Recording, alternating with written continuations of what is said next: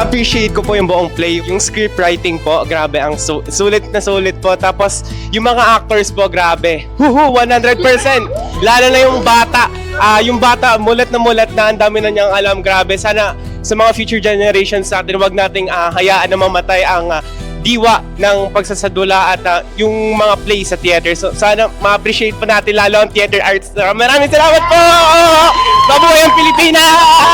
Isa sa mga lines or favorite scene ko that will yung part sa Lassie na kung saan iniwagayway na yung watawat ng Pilipinas at sinabing mahalin at piliin natin ang sariling bansa natin. Na kung saan dapat naman talaga bilang isang Pilipino na matuto, lalo na sa parte na kung saan nakakalimutan, nakakaligtaan na nila. Muli, mahalin natin, lalo na yung monumento na kung saan tumatakpo sa daming theater na napinonood, isa ang monumento sa pinaka tumatakpo sa aming mga theater. Maraming salamat po sa imbitasyon ko. Ang tindig balahibo po, it was so amazing. Sobrang napamulat niya kami as kabataan na medyo hindi aware sa history ng lipunan. Hindi ko ma-explain, super saya po ako, na-enlightened po kami sa history. Sobrang ganda po talaga ng production. One of the lesson na nakuha ko po is yung sinabi po ni Gabriela Silang. Para sa akin, mga kababaihan, inigalang na nagbibigay ng halaga hindi lamang sa kanilang sarili, kundi hindi sa sanlibutan. Kasi bilang babae po,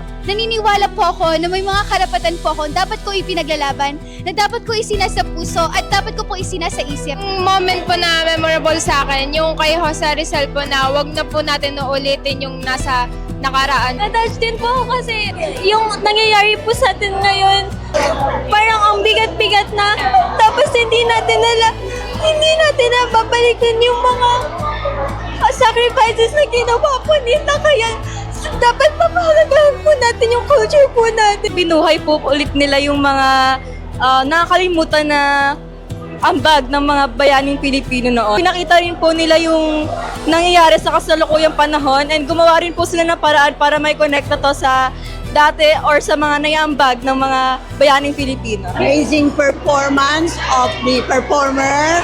They are all very talented.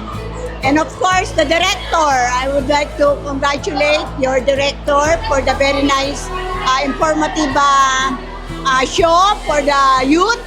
Lalo na ngayon ng mga kabataan ay parang hindi na nila naalaala ang nakaraan. Yung mga actor magaling sila, nag-show sila ng madaming emotion tsaka expression. Pinakikita nila yung mga importansya ng history natin. Then yung mga jokes, inside jokes, ang perfect talaga. So must watch talaga ng mga estudyante, lalo ng mga bata ngayon. Kailangan panoorin niyo talaga sila. At sana ang mga kabataan na nakapanood ay isang puso at ipagmalaki ang sariling atin. Sama-sama po nating panoorin ang Monumento 1896. Adaptation and directed by Rodel J. Mercado.